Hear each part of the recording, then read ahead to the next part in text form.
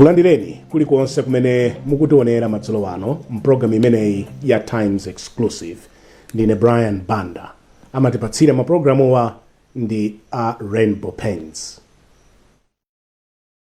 Wow, I think Cape Beach looks amazing on the door. The electric blue, can see it for me. Come on, look at the tango, candy pink, burnt orange, okay, sweet lime. Do you like what you see? You can dream it and live it. Download your Rainbow app today and begin the magic of transforming your home into a fabulous space. Rainbow Paints. Peace of mind. Part of the deal.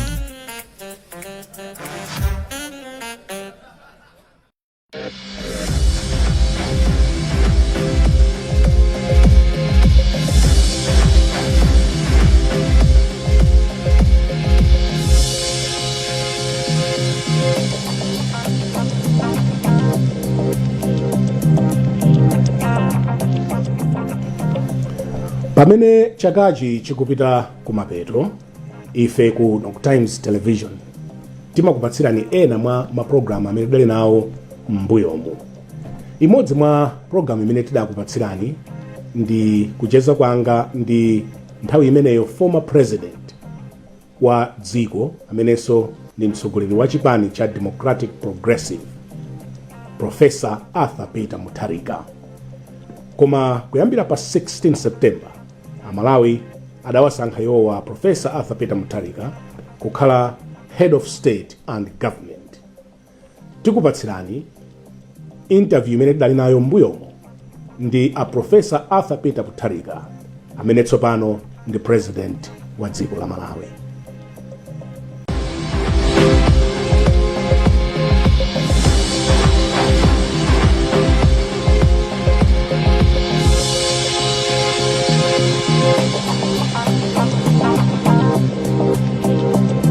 My guest tonight is His Excellency Professor Peter Mutharika, President of the Democratic Progressive Party and now a candidate after the convention of 2024 endorsed him as the candidate of the party for the 2025 election. His Excellency President Mutharika served this country for 6 years. I'm profoundly honored to host him yet again in this edition of the program. Your Excellency, thank you very much for joining us and welcome. You're welcome. Let me welcome you again. It's always a pleasure. It's always a pleasure to be here. Good. And we look forward to these candid conversations. It's always a pleasure to have you here too. We have just finished a convention where the party endorsed you as its candidate for 2025. Yes. Why did you not have anyone competing with you? That's interesting. I don't know why. Obviously, we made it very, very clear that every position in the party was open. But as you know, about 24 positions were not contested for. I don't know why. I can't explain that. But it wasn't only my position, but 23 other positions that also were not contested. So I don't know the reason for that. Is it not your own making?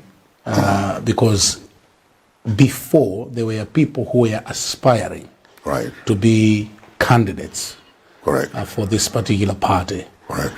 Is it not your own making that those people were frustrated and they gave up those ambitions? I don't know. What comes to my mind is Bright in Saka and others, Wanamveka, George Shaponda, and others who were almost campaigning to be the torchbearer for the party. That's right. They were campaigning. They were. Until the time when I finally agreed that I was going to stand after, as you know, those requests from people for over a year. Then I finally agreed that I was going to stand. And that's what happened. So it may well be, when I said that I was going to stand, the other people maybe decided that they were not going to challenge me, but I never asked them to withdraw.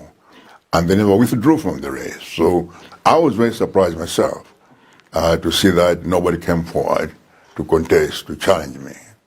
Do you think there is anyone in the party who can be bold enough to stand against you? I don't see why not. Because people regard you as the father in the party. In other words, people fear you. Yes. And that's why people chickened out when they saw that you were running. Well, I very much appreciate that the party views me that way, as their father, the father of the party, and somebody who has nourished the party. I appreciate that very much. I'm very, very grateful that the party still has confidence in me. I've been leader of this party now for 12 years, and they have supported me. This is my third election as the president of the party, 2014, 2018, and now 2024. I'm very grateful. As I said at the convention, yes, I am. I really am. Yeah. The convention was held under the theme, a return to proved leadership. Which leadership? Leadership of the party, of the DPP, our leadership, the leadership we have demonstrated since 2005. All the 4 elections in the past, and how our government managed 2009 to 2012, and then 2014 to 2020. That's the leadership we're talking about. People-centered leadership, leadership with a sense of direction, and I think a leadership that was trying to build this country and make it move forward. I think that's what we're talking about, that we need to go back to that kind of leadership, which is foresighted and has a sense of direction. That's what we're talking about. Yeah, but you and me, we have talked about that kind of leadership, that Yes. there were reservations. Right. There were things that were not done properly. Yes. The people of this country went on the streets demonstrating against your leadership. And you want people to go back to that kind of leadership. That's why I ask, what kind of leadership are you referring to? But it wasn't the people. The people voted for us overwhelmingly. We got almost close to 40% of the votes. We defeated everybody, including Malawi Congress Party, UTM, and the others. So the people were supporting us. That is in 2018. When I talk about the demonstrations, it was simply the work of some people, Malawi Congress Party, of course, through the HRDC, the Ntambos, the Trappies, Sembereka, and those kinds of people. They're the ones who started the campaign, a vicious campaign, against the chairperson of the Malawi Electoral Commission. Of course, that was a ruse. They really demonstrated against me, not against Jane Ansah. They said that it wasn't the people, but they managed to manipulate the people. So it's not right to say that all the people in this country were against me and the DPP. I don't think so. I really don't. There were things that people of this country were not comfortable under your leadership. Okay, like what? We have talked about it. Corruption, impunity of all sorts. We talked about this in our earlier interviews. Before, but you see, as I said last time, where is the corruption? They have investigated us, all of us, for 4 years. They haven't found any single one case of corruption. Why haven't they prosecuted us if in fact we were corrupt? So your government was not corrupt? No, it wasn't. That's what I know. It wasn't. So can you find any cases of corruption? Can you think of any yourself? Yes. Which one? The cement gate, for example. The cement case had nothing to do with corruption. A cement case was not corruption. Do you know what corruption is? Corruption is getting a benefit of some kind in return for some kind of favor. That's corruption. The cement thing, we have gone through this before. Yes. And you have seen the paper yesterday that they have now withdrawn the case against the Chunaras, the two Asian business people who were importing cement. That was a case, obviously. These people took advantage and used my tipping tax identification number without my knowledge to order that cement. I don't think that's necessarily corruption. I think it's more of a breach of the law, really. So it was or evading taxes, tax evasion. I think that's what it was. And said it was on my part, it was them. I had as you all know, I had nothing to do with it. So I don't know why you people keep on saying that the cement case was an example of corruption. Find a better case. You can't find a better one. We should find a better case? Yes, find a better case. So all those people who are saying that your government was corrupt, they may not have evidence? Is that what you're telling us? They don't have any evidence. Because the ASB investigated us, investigated all these years, and they found nothing. Nothing. So why were your accounts closed then? That's what I don't understand why. I don't know why they were closed, because there was absolutely no connection between my accounts and the importation of cement. I didn't order the cement, I didn't pay for it. There was absolutely no connection. I think there was simply abuse of power. It was. They finally unfroze them. There was absolutely no connection whatsoever between the cement and my account. All the money in my account was legitimately earned. So it was abuse of power. That's what it was. And irresponsible on the part of the SCB. So you want to tell us that you run a clean government? Yes, as far as I know, yes. As far as you know? As far as I know. Now, if there are some individuals who have been corrupt, I have no idea. As we discussed last time, yeah. I cannot oversee everybody in the government. There are so many people under you, ministers, civil servants, parastatals, all sorts of people, part of our administration. I cannot know what everyone is doing. But as far as I'm concerned, I was not engaged in corruption. And my government, as far as I know, my ministers and others, were not involved in corruption. There were so many. They've not been able to. There were so many stories, corrupt in nature, published by the Times and other newspapers. Like which one? There were so many, so many. But you know the Times. Yeah. You know the Times. You people in the Times. Yes. Were on a vicious campaign against me and the DPP. I think you were working for somebody else. I think you were working for maybe the Malawi Congress Party or opposition. So you had all those stories, which are complete nonsense. You remember the story about the 7 rotten ministers? Yes. Remember? Yes. That was manufactured by somebody from Times. Someone from Times, I won't mention his name. Okay. But someone from Times, a vicious person, he's the one who manufactured, there were 7 rotten ministers. There was none.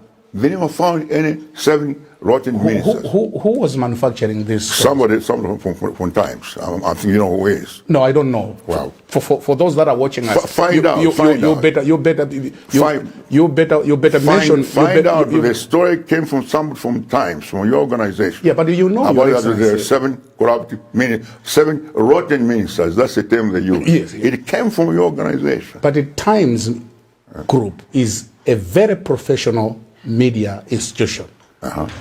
And to level those allegations against Times, yes, it may not be fair, Your Excellency. They're not allegations. I'm saying that the story comes there. Okay. Do you remember the hot currents? Yes. Do you remember what Times was doing? Yes.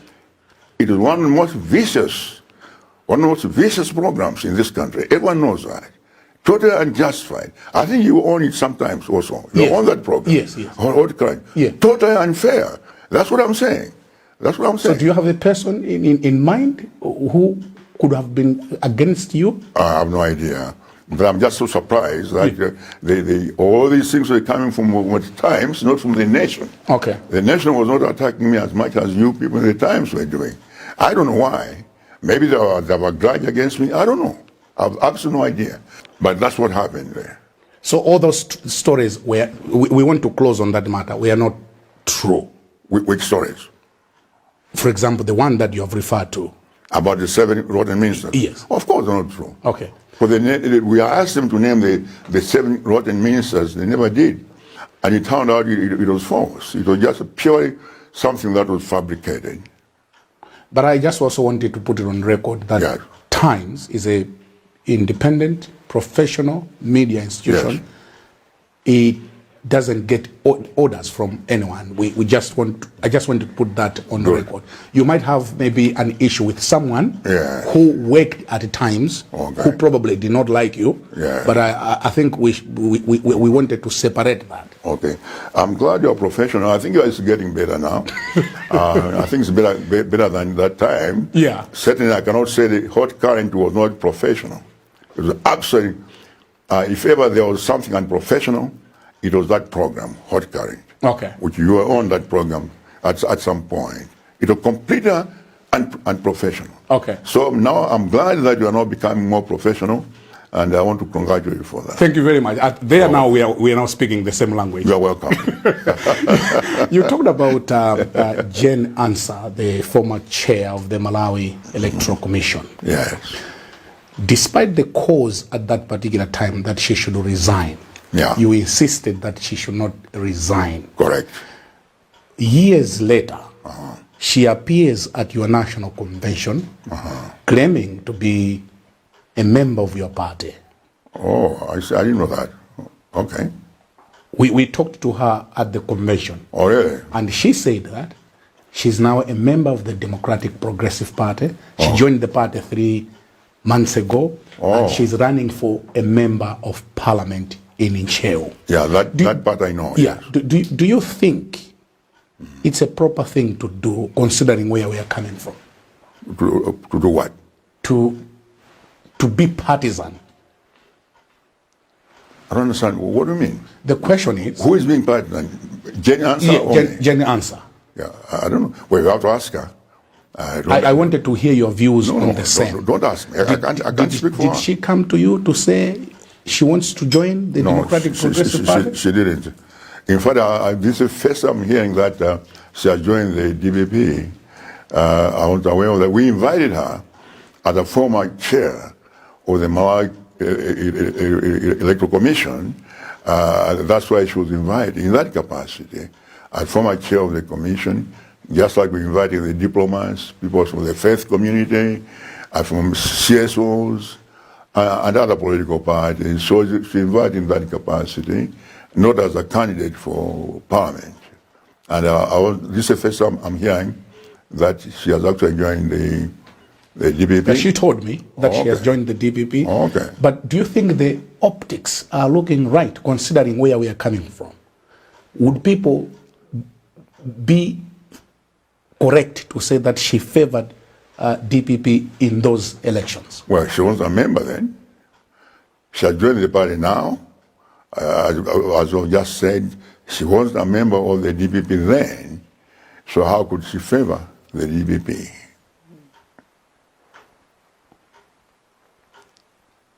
It's a question that I wanted you to answer.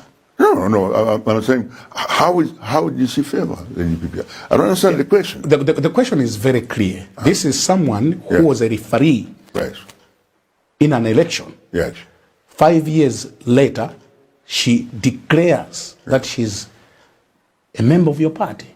Did you benefit in any way from her as chair of the Malawi Electoral Commission? Oh, of course not. Obviously, she was not a member of the political party, but people do change. You have people who were one time ministers and preachers or clergymen, and they decide to go into politics. We have people who have been judges, and they decide to go into politics. We have people who are academics or business people, they decide to go into politics.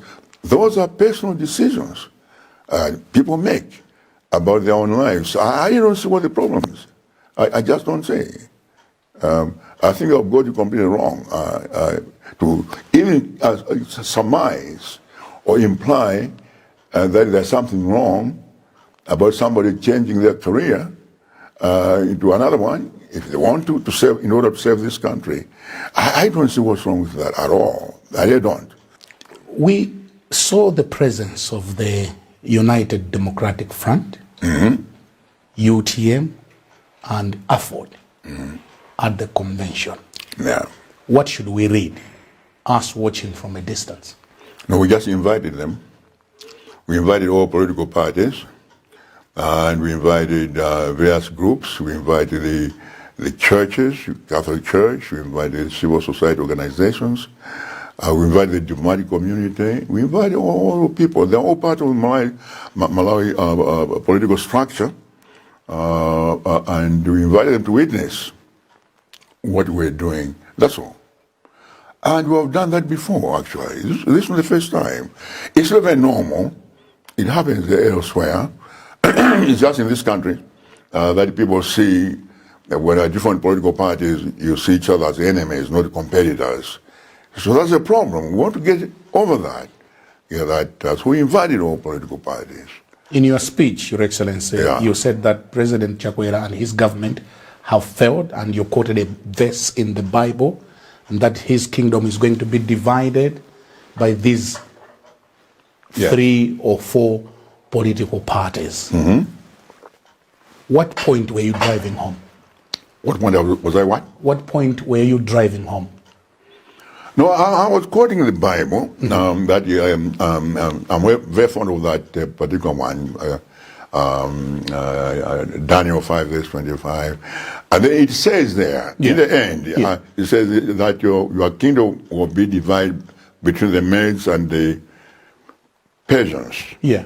I made in the Upper Sea in Chichewa. Yeah. So all I was saying was that to complete the narrative, that's why I say that after that your kingdom has failed, maestro pa mieso, mapesa kuti mapelera ufumu za gawidwa pakati pa DPP, UDF. Ndimangoni akuti as narrative ngwanachita mbane bokuti ndimalize version. Yeah. That's all. There was no implication. Mafuku ndimalize version kuti naka narrative nsaimise hapa ibile kumapeto. Okay. Kuti ufumu za gawidwa pakati pa DPP, MCP, no, I'm sorry, DPP, UDF, Afforda, and UTM. That was not really either. There was nothing to it, really. Not kuti mukambirana. No. No. No. As I told last time, that we even the other political parties have said the same. I know Mr. Chihana has said that they are going on their own. I think UDF has said the same thing. I know UTM last week, I think the publicity secretary there said the same thing, that they are going on their own. At the moment, that they have no intention or they have no thoughts of actually partnering with somebody else. And we have said the same thing because we know, according to our survey, and that's a very professional survey, that if elections were held today, with all the political parties, would get about, I think it's 57.9%. The Democratic Progressive Party? The DPP on this one, yeah. And this is a very credible survey, then done by really, really serious professionals. That's what's on the ground there, and I believe it's accurate. So we can, in fact, win on our own. Whether there will be alliances or not, that's for the future. We'll see. The campaign hasn't even started. Some of these parties have not even had conventions. The parties in opposition, except us. The others haven't yet had their conventions. Yeah.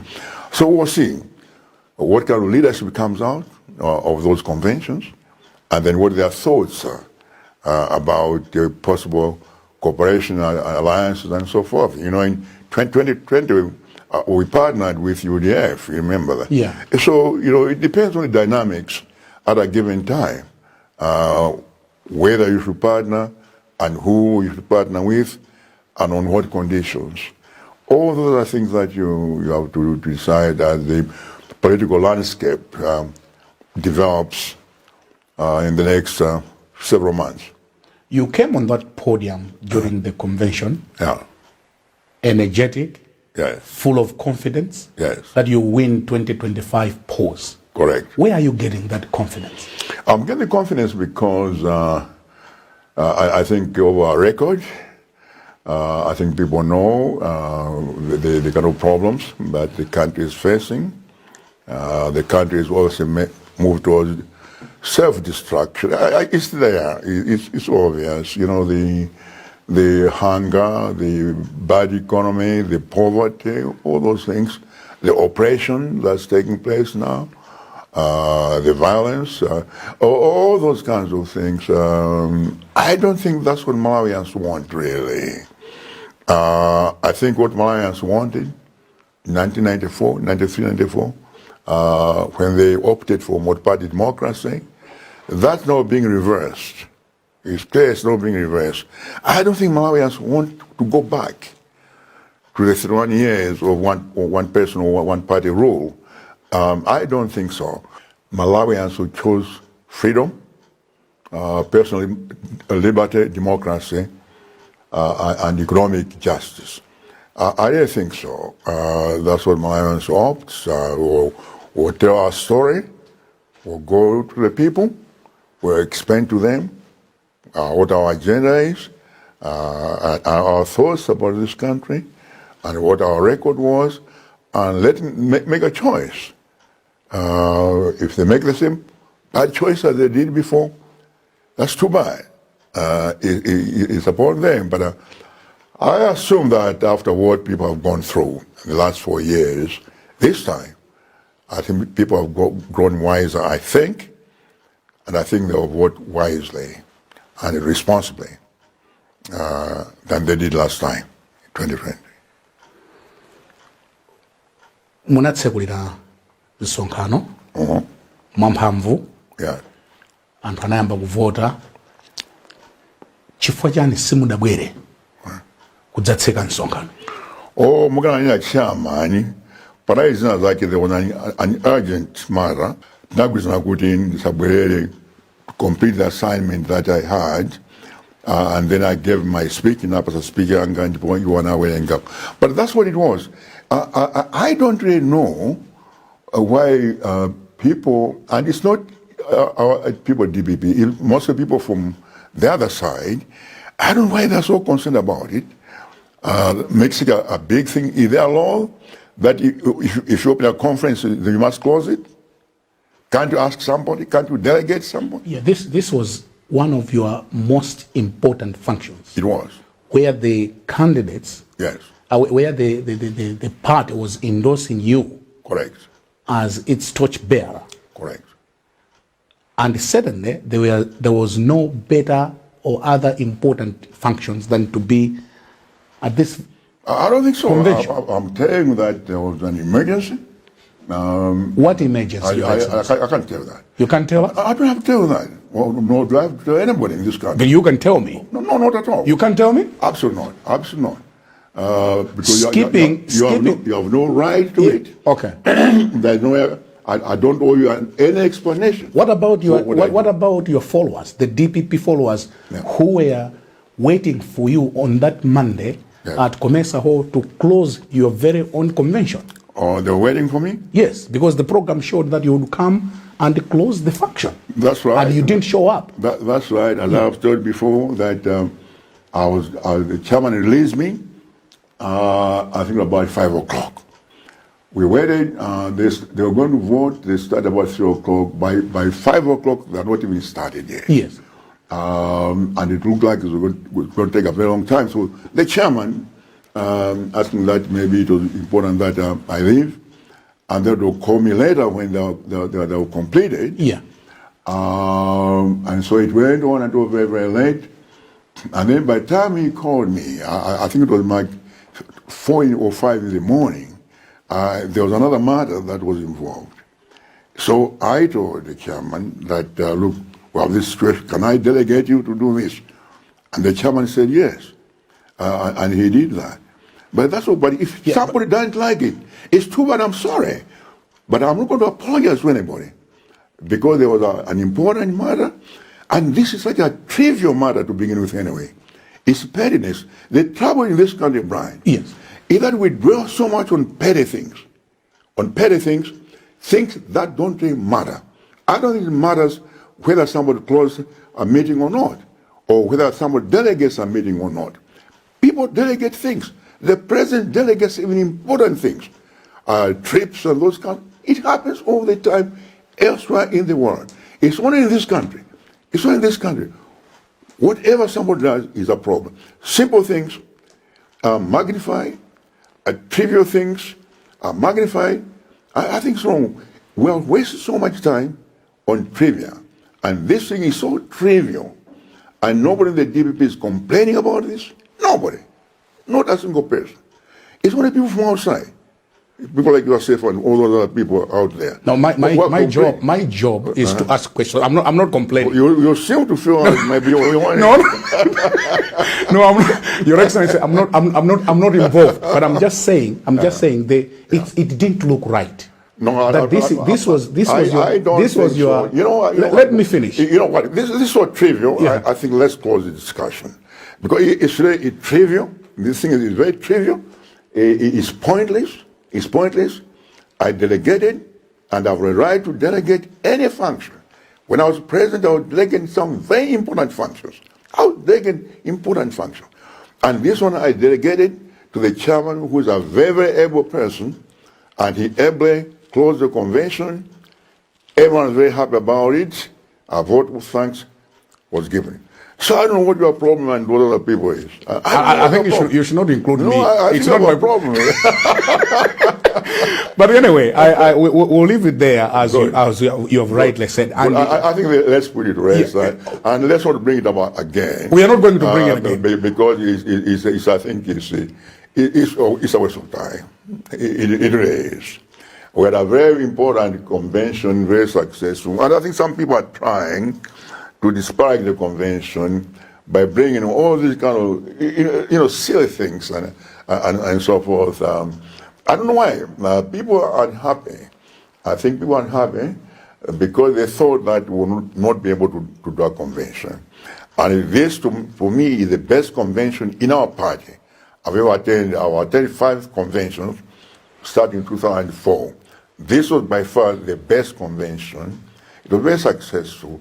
And that's what happened. So let's not spoil it by bringing, trivial things like the fact that I delegated the closing to somebody else. It's a trivial matter.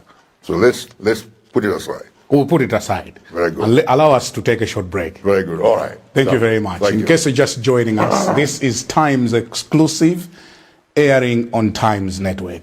Tonight, I'm joined by His Excellency Professor Arthur Peter Mutharika, former President of the Republic of Malawi and President of the Democratic Progressive Party, who has just been endorsed by the 2024 convention to be the torchbearer for the party for the coming 2025 polls. Tonight, the program is coming to you courtesy of Rainbow Paints. We'll hear from them and we'll continue thereafter my conversation with His Excellency Professor Arthur Peter Mutharika.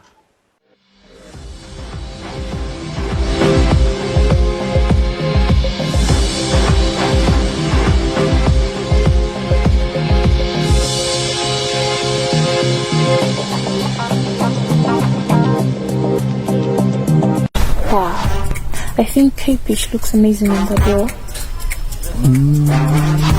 The electric blue does it for me. Come on, look at the tango, candy pink, burnt orange, ochre seed lime. Do you like what you see? You can dream it and live it. Download your Rainbow app today and begin the magic of transforming your home into a fabulous space. Rainbow Paints. Peace of mind. Part of the deal.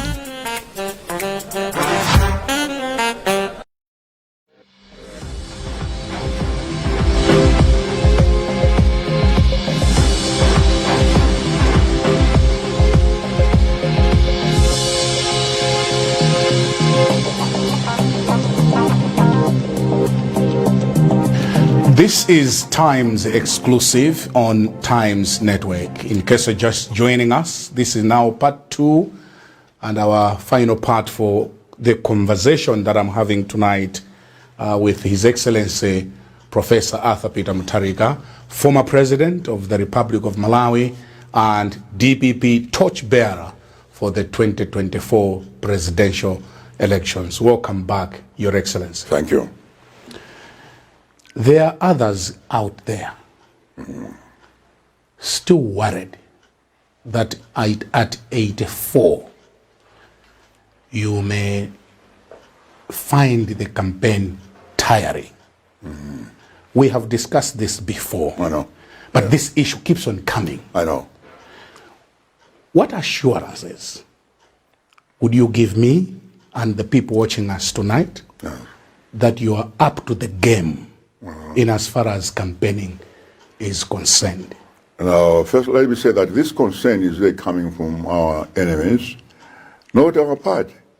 The party, they know that I'm 84 years old, and they still ask me to come back. You know the whole story the past year. Yeah. They knew that. So the people who are saying this are not people from DPP. It's people from the opposite camp, simply because they're afraid of my candidacy. That's what it's all about. They're afraid of that. So let me say that. Now, coming back to assure people, well, obviously I cannot assure people about the future. Yeah. Nobody knows what will happen 5 minutes from now. Yeah. All of us could drop dead 5 minutes from now. Yeah. But as I told you last time, at the moment I feel very strong. Absolutely no problem. Why do you think... Physically and mentally, absolutely no problem. I can compete with anybody. Physically and mentally, anybody of any age. So I feel fine. But what the future brings, I don't know. As I said to you before, at the Page House, that if I reach a point where I know that I cannot physically, mentally do a campaign or run the government, I'll resign. As I said before, I have absolutely no intention of embarrassing myself or my family. Absolutely no intention. I will discuss all these things with my family, and they all agree to support me, but I have absolutely no intention of embarrassing myself if I feel I cannot do it. I agreed to do it. I thought through very clearly, and I was convinced that I can do it. I didn't say I feel very strong as I did before, both physically and mentally. So I really have no problem. But, you know, on this age thing, have you heard of somebody called Lucius Secretarius Cisnatus? Have you heard of that person? No. I've never heard of him. He was a Roman general in 1458 BC. At that time, Rome was under severe attack from enemies, and Rome, then it was a republic, and Rome was about to be destroyed. All the generals, all the young generals, failed. They could not defend Rome. So the people, the Senate, passed a resolution and invited this gentleman, Lucius Secretarius Cisnatus, who was a retired farmer outside Rome. He came, agreed, took over the army, and within 16 days, Rome was saved. The enemy was defeated. 16 days. The other generals have been fighting for 4 years. For 16 days, he defeated Rome. And the people were so grateful that they wanted to make him a dictator. He refused. He went back to his farm. Do you know how old he was? He was 89. He was 89 years old. You can check it. You can Google it. So you are our own senator? That's right. So what I'm saying, yes. What I'm saying is that, you know, each person is different. Each person is different, and obviously this man was able to do what the younger generals could not do because of his physical and mental abilities. So it depends on the person. In any event, I don't really understand why the people in the other camp, it's other people in the other camp. Okay. Because my party asked me to come back and endorse me. So there's no problems with that. It's the opposition, the stuff from my Congress party, who are starting this kind of thing. You see some of the writings by some of the hired people. You saw the articles in Nyasa Times and so. You see, it's them. Now, why are they so concerned about it? Why are they so concerned about my age? Why? Because at 84, yes. The president of the United States, yes. Joe Biden, yes. has given up, and he's only 83. That's right. He has given up because obviously I think there are some problems there. Okay. But what I'm asking you is why are they so concerned about? Because the people, my supporters, Yeah. the people in the DPP are not concerned. But it's the people in the opposite camp who are concerned about my age. Why? What's their problem? Since when were they concerned about my welfare? Since when?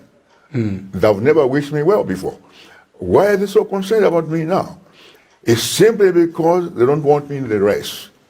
Because they know I get in there, they're out. I can assure you this. We'll confirm this in September, on September 17th. I'm in that race, they're out. They'll be defeated. I can assure you that. And they know it. They know it? Oh, yes, they know. Oh, they know. That's why they're trying to do all this rigging and so forth with mumbo-jumbo registration nonsense they're doing now. That's the only way they can win. Because they know straight fight, they can't win. Never. They can't win. And in 4 fights, I've beaten them 2014, 2016, 2018, 2020. Me and MCB, I've beaten them each time by over 5% margin. And they know it. And nothing has changed. So it's a ruse to simply discredit me and try to run me out of the race. If they think they can intimidate me, they don't know me. They don't know APM. I'm sorry. People mislead the APM. They don't know me. Nobody can intimidate me or run me out of this race. Never. So they're wasting their time. You know, they better shut up and stop talking about it, because I'm not going to pay any attention to them, and my party is not going to pay any attention to them. So they're wasting their time. Let's talk about the succession. Yeah. Do we have DPP in the absence of APM? Yes. We do? Yes. Okay. Of course. Of course. You saw the elections. Last week you were there. Yes. You saw the enthusiasm. You saw all those people competing for all those positions, except those that were not contested. But you saw people there, enthusiastic. That's the DPP. DPP is all those people there, the governors, the regional people, and the ordinary people, and others who competed for various positions. Oh yes, oh yes. DPP can exist and has always existed without APM or the Mutharikas. Because it has always been led by the Mutharikas. Well, so far, yeah. Yeah. So that's far. why I'm asking that. Do we have the DPP without the Mutharikas? I think so. Okay. And what are you doing? I think You told the convention that this is your last convention. Correct. What are you doing in grooming your successor? And who have you earmarked? Do you think we have to groom our successor? I mean, this is not a kingship. This is not a monarchy. It's a democracy. Okay. You can't groom a person. No. You might have a preferred candidate. People, I don't. You don't? No, I don't. People will develop and they'll compete, and the best person will be selected. That's how it works. You don't groom somebody I impose somebody. thought your late brother groomed you to No, be not at all. the president of this party. Not at all. Or he earmarked you, for lack of a I better don't word. think so. I don't think so. He gave you No. leeway to... In what way? You were the favored ones. That time there was Joyce Banda, there were others. You know the story. You were favored to be the leader. In what way? In what You way? know what I'm talking about. You see, when my brother died, Yeah. you know, there was an NGC meeting. Yeah. There are several candidates there, and the NGC unanimously selected me as acting president. Okay? Then we went to the convention in April 2014, and I competed with Honorable Chimutu Banda, and I defeated him. That's what happened. It don't just hand over to me. There was competition both at the NGC level and also at the convention in 2014, and then I was selected president.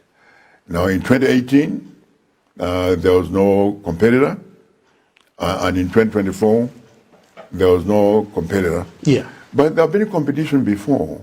In the past, there has been competition. Yeah, but I'm So talking... it's not like would you just put me there and say that select this person. When I competed, the former president was already dead. He wasn't there. He was already dead. Yeah, but when he was alive, he had given you an upper hand. In what way? In making sure that you are more visible No, I don't think, and ready I don't think so. He merely appointed me a minister, that's all. That's all what he did? Yeah, that's what he did. Okay. He appointed me a minister. Before that, I was a legal advisor. I appointed me a minister, like everybody else, and that was all. You have told President Chakwera to pack and go. Yes. That's to use your own words. Okay. What has he done wrong, and what are you going to do? What things are you going to do differently? Well, what was done wrong is, I think, to mismanage the country, the economy, and everything else we have discussed before. There's poverty is increasing in this country. Only 9% of the people are employed, 91% unemployment in this country, and all the suffering, and of course, lack of democracy, taking the country back to the one-party system, and the oppression that's happening. People are afraid now to say things. People are afraid to say things. People are afraid we cannot campaign in the central region without being attacked. Each time we go, we're attacked. 2 weeks ago, we sent our people to collect some vehicles that belong to the DPP for those people who left the DPP. And remember the attack at Malawi. So it's this whole atmosphere that has been created by the act of violence and creating fear that has been created by this administration. That's very troubling. And as I said at the convention there, that according to the IMF and the World Bank, the Malawians are the saddest people. People are very happy here. In the index, my saddest country in the world. Now, it's a job of the people to create conditions that will make people happy. That's why in the American Declaration of Independence, 1776, remember they say 3 things: life, liberty, and the pursuit of happiness. Those are key elements that government must pursue. Life, protect life, liberty, and the pursuit of happiness. Make sure that you create conditions which make people have a happy life. That's the job of the government to do that. The government has failed to do that in this country. People are unhappy in this country. Very, very unhappy, very sad. And that's what we need to change to get away from that. Well, that's so many things I've said. The economy has got to be recharged. Now, and I know the government has adopted the so-called ATM strategy, with agriculture, transport, and the mining. That's good. That's commendable. But they've completely ignored manufacturing. Industrialization. No country can develop without industrialization. If they during the Industrial Revolution, we started in England in the 16th century. They started using the rivers and so forth, put pumps there, create things, fertilizer, use their steams and all those things to develop the country, create, manufacture things, make things. Well, got to start making things in this country for export. You see, because the mining, agriculture, all those things we're going to be doing, they're very much import intensive. They depend on importing out of things. Now we need to counteract that by beginning to manufacture things. So we need exporting. We need to look at restructuring the debts. The debt is unacceptable. When we left in 6 years, my government incurred a debt of 2.6 trillion in 6 years. These people in 4 years, 18 trillion. The debts are unmanageable, cannot be managed, cannot be sustained. So So the government needs to find a way of, in fact, restructuring that and managing that debt. So that's one aspect. But also look at our resources in this country. The lake, for example, Lake Malawi. Lake Malawi had 400 different species of fish, more than any other country in the world. Everything is here. Tuna fish, salmon, mackerel, scrod, crawfish, whatever. It's here. Salmon. Everything is in here in this country. What we need is, in fact, to develop, find a way to develop our fisheries industry. Develop so that we can fish some of this fish. Some of it is underground. We can't reach it. Down to the bottom of the ocean, like scrod and so forth. Tuna. Those normally at the bottom of the ocean. We need to find, import technology and so forth to get that fish out. Now, with the kind of fishing we have in this country, amount of fish we can export to the rest of the world and make a lot of money out of forex. Now, we're exporting fish from Zambia, exporting fish from other countries. We have no business exporting fish. We have more fish here in the lake than any other country in the world. We cannot do that. We are simply have got milk. The other day I found milk being imported. We have livestock in this country.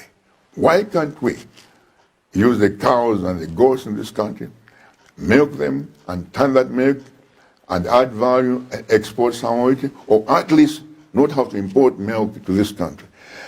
So those are the things I've got to do. And talking about the lake is the greatest resource in the world. And we can do so much in this country if we can utilize this lake properly, invest in the lake activities, sporting, all sorts of activities on the lake. And that will bring out of people in. So what I'm saying is we need to think, look at our economic policies very carefully, our fiscal policy, and finally, I was saying about cutting spending also. In addition to borrowing so much, we need to cut spending in a very serious way, as we did during my time. We need to cut spending. We can save a lot of money. We need to stop wasting resources like useless trips, both international and domestic. Both consume a lot of forex. Even domestic ones consume a lot of forex because they are using fuel, and that fuel is being imported, and it's forex. So we need to do that, and I think we need to get away, especially on the import thing, start manufacturing, for example, fertilizer, cement. We should be able to do those in this country. It's importing, but they're very expensive. But why didn't you do it, all these things you're talking about, when you were in power? We started. You started? Oh, yes, we started. We started negotiations. I personally met Mr. Dangote. I personally met him at St. James Palace in London. We had about 30-minute discussion. I want to bring him here to come and invest in this country in cement. We started negotiations. So it's not, and on the fertilizer, we started negotiations with the governments, various governments in Morocco. They have so much sulfur there in the Sahara part of it, the Spanish Sahara part of it. And we started negotiations. We're talking with the Taiwanese on fertilizer since Bengu's time. But these things take time. But we started. What I'm saying is we need to start. I'm not saying that these things can be done instantly. Of course not. It takes time. You need to find funding and so forth. But we started in that direction. That's what I'm saying. We're going to start going in that direction. That's what I'm saying. What program? That's what I was talking about, fertilizer, actually starting a fertilizer plant in this country. That's why I was negotiating with all these people in all these countries. And what we'll do, I think, is to find a way of setting locally manufacturing fertilizer. That's one way. Also move to other forms of inputs like manure. Before the fertilizer, we used to use manure all over this country. You may not know that because that's a long time ago. There was no fertilizer in those days. This fertilizer thing is very, very recent. We used to use manure and natural forms of adding value to the soil. So we have to look at all those things and so forth. Now, in terms of the assistance, there are other ways of doing it. Maybe to give cash to some people, and they can use that cash to buy their own inputs. There are all sorts of alternative ways of doing it, but no, we cannot. Subsidy is not a bad thing. All countries all over the world, the United States, it's the biggest subsidier of farmers. I don't know if you knew that. Germany, Japan, heavy subsidy on their farmers. So it's not something that's wrong.